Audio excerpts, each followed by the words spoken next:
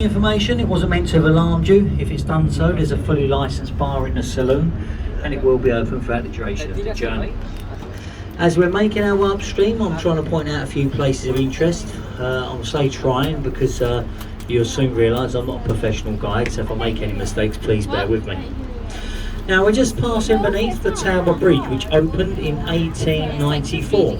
It was actually built in the Gothic style to blend in with its surroundings. On the right hand side we have the world famous Tower of London. Now work first commenced on the tower under the orders of William the Conqueror in 1078. It has been used as many things in its time: a royal palace, a zoo, a mint, an observatory, most famously a prison and a place of execution. If you look to the river bank as we go past the tower, there is a bricked up archway, and above it entry to the Traitors' Gate. If you was found guilty of your crimes at the Palace of Westminster, you'd have been rowed down the river, led up that once open archway up onto Tower Hill, where you've then been executed. That is said to have first ever one-way street. Coming up on the left hand side we have London's very own warship. This is the HMS Belfast.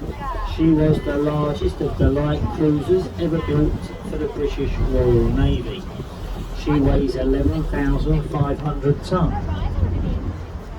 She saw active service during World War II, and she last fired her guns in anger at the Korean campaign. She was decommissioned from the Navy in the 1970s, brought here by the Imperial War Museum. She's now permanently moored up 7 days a week as a museum shipwreck. Actually a fantastic place to take small children, because with 7 decks to explore, you will lose them over there for quite a few hours. Now coming up on the right hand side, there is a building behind the trees. This is the Water Guard House, the headquarters of Her Majesty's Customs and Excise.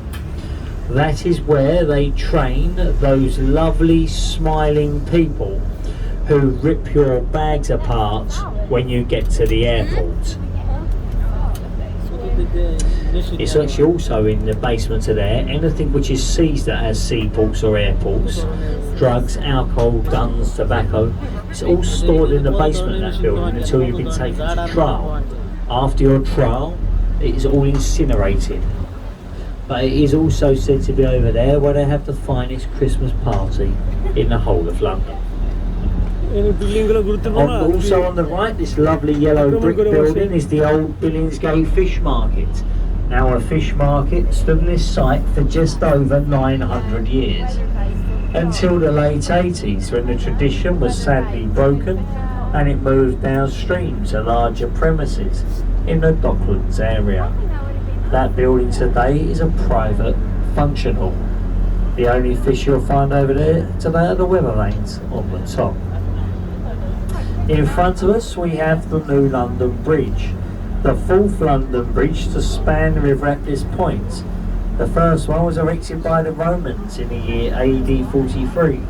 The present day bridge was erected by McAlpine and opened by Her Majesty the Queen in 1973. Before we go through the bridge though, look to the right. Look in the gap between the buildings is a church. It's called St Magna's. It was designed by Sir Christopher Wren and it's well over 400 years old.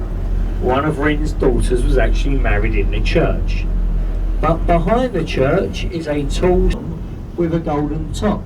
This is Wren's monument to the Great Fire of London of 1666. Built to represent a candle, they do say it was a candle which started the fire in the baker's shop in Puddy Lane. Lay it on its end in an easterly direction, it would touch the point where the baker's shop once stood. Now once we pass through London Bridge, look to the left hand side in the